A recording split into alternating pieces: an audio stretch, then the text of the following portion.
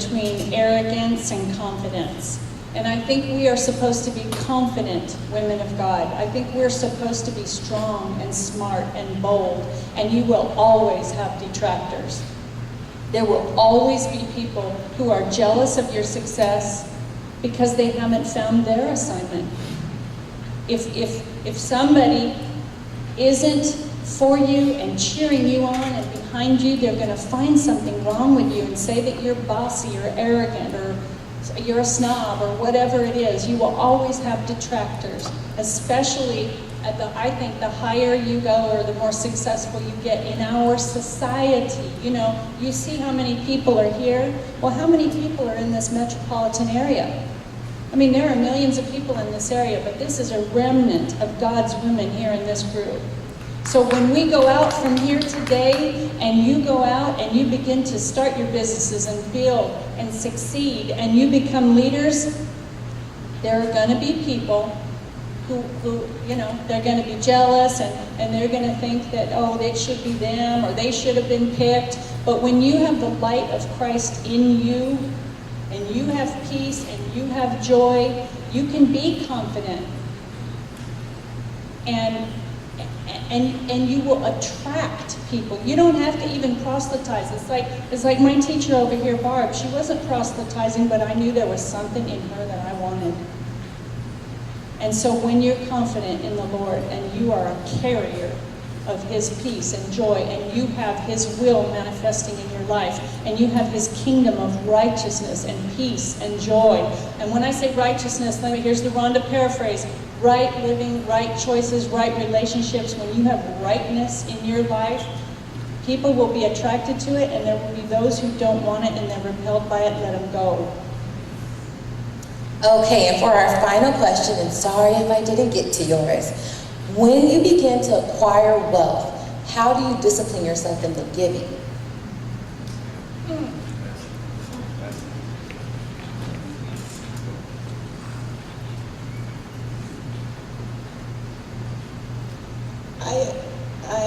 I'm hedging on this question. I want to make sure I answer it prayerfully. The way we do our giving as a family, first of all, I don't know that we've arrived at that wealth category, but we give to God first. That's non-negotiable. So what happens in our household is when we get any increase, before we do anything, we write the check to the Lord, or to our local church is where we first give.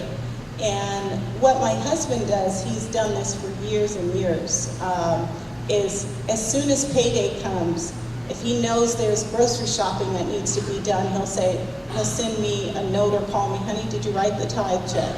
Just so that I don't forget, honey, do God first. And so we do that, and then we give to missions, because missions for us is an extreme priority for giving to the kingdom. And in our company, in my company, what we're seeking to do is identify missions that coincide with our economic development objective to support businesses and invest in businesses that are seeking to grow and expand, especially those businesses that have faith as their center. Oh gosh, I love that answer, but I'm keenly aware that not everybody is married to a man of God at that spiritual place who's going to be that spiritual leader and say, tithe first. So I know for some of you, I just get the sense that you probably have to learn how to strike some balance. But the real basic guideline for me is you give some, you save some, and you spend some. And it's so important, I think, to tithe to invest into good ground. So tithing into the church that's feeding you, that's the most important thing. Taking care of people around you who need it, and this goes back to the pray and listen, and the Holy Spirit will direct you in what amounts and where and all of that. But it's so incredibly important, as Torian mentioned, You cannot outgive God.